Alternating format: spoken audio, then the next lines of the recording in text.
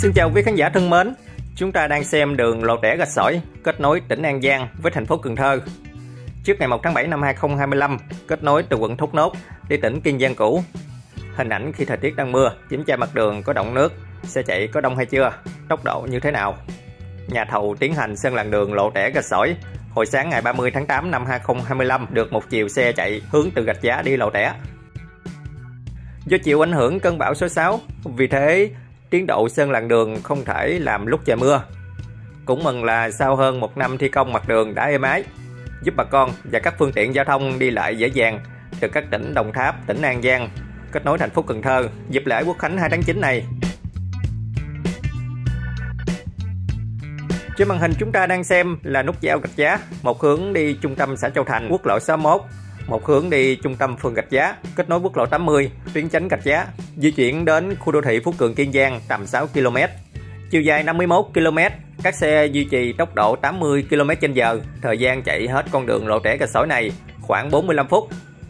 Đoạn lộ tẻ đi Cao Lãnh thì cộng đến 6 làn xe, rộng hơn đoạn này 2 làn xe.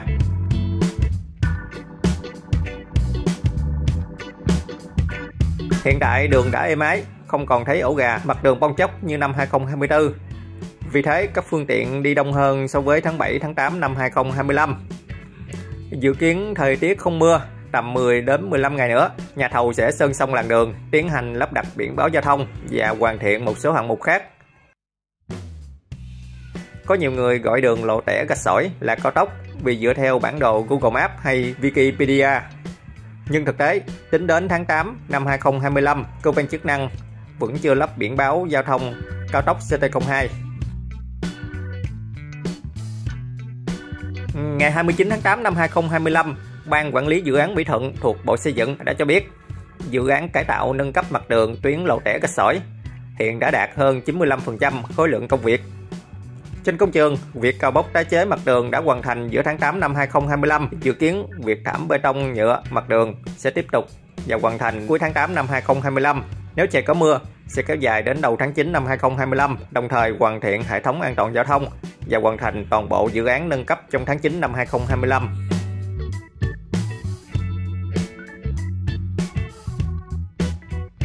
Thông tin về công trình dự án cải tạo nâng cấp tuyến lộ tẻ Rạch Sỏi có tổng mức đầu tư khoảng 750 tỷ đồng.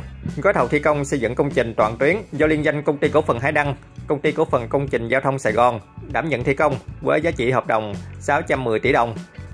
Tuyến đường có chiều dài 51 km đi qua địa phận thành phố Cần Thơ và tỉnh An Giang.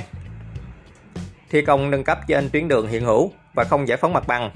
Dự án sử dụng giải pháp cào bóc tái chế lớp móng và thảm tăng cường mặt đường 2 lớp bê tông nhựa, kết hợp gia cố xử lý 48 cống và hoàn thiện hệ thống an toàn giao thông, tuân thủ theo quy chuẩn kỹ thuật quốc gia. Tính đến ngày 30 tháng 8 năm 2025, lưu lượng xe chạy trên đường rất đông và duy trì tốc độ cũng tương đối cao. Và tháng 9 năm 2025, tôi vẫn tiếp tục cập nhật tình hình nhà thầu nâng cấp tuyến lộ tẻ Rạch Sỏi gửi đến quý khán giả cùng xem.